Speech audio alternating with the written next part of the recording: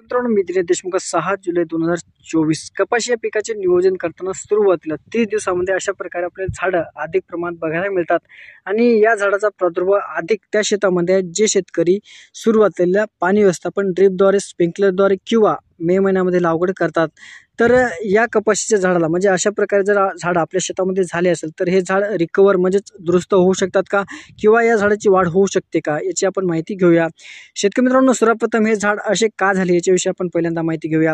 आता बघू शकता हे जे झाड आहे सुरुवातीला जेव्हा आपण ड्रिपने पाणी देतो आणि एकदम ज्या ठिकाणी पाणी पडते त्या ठिकाणी जर अशा प्रकारे झाड लावण्यात आले तर झाडाची जी साल आहे ही गरम पाण्यामुळे भाजून जाते। आता बघू शकता याची जी साल आहे आपल्याला भाजलेली बघायला मिळते। जर झूम केलं तर आपल्याला हे जे साल आहे बघू शकता हे जे साल आहे आपल्याला भाजलेली बघायला मिळते। सुरुवातीला हे साल काळी पडते, लाल पडते, नंतर हे झाड जे आहे वाढत नाही।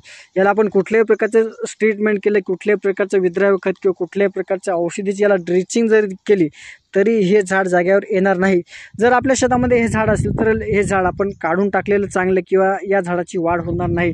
आता बघू शकता या प्लॉटमध्ये आपल्याला 2-3% हे बघायला मिळते, जिथं कपाशीवर कपाशी अशा ठिकाणी सुद्धा आपल्याला बघायला मिळते। हे बघू शकता हे झाड आपण ठेवून फायदा नाही, हे जर उपटलं तर अशा प्रकारे आपल्याला याच्या मुळे सुद्धा चांगल्या प्रकारे बघायला मिळत नाहीत आणि यावर कुठल्याही प्रकारचे ह्युमिक टाका काही टाका हे झाड वाढणार नाही।